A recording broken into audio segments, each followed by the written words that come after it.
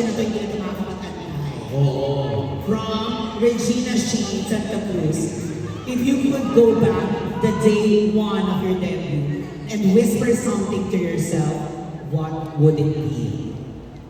Whisper it, whisper it. Ang ganda ng tanong. Whisper.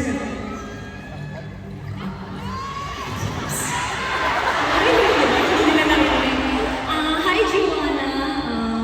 Keep your pure heart, your feet grounded, and you're stronger than you think. At mag-art workshop ka, please.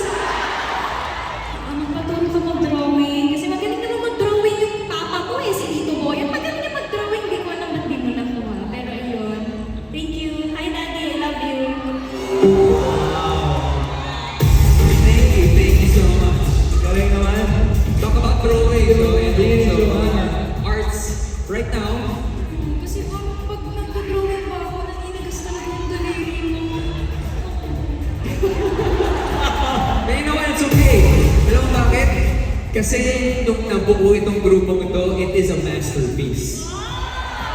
Already. Maraming salamat, Master. Thank you. Panabaw mo natin, Penny Joanna. Again, reminder to our Penny Pasalubong winners sa mga nabili po ng randomizer.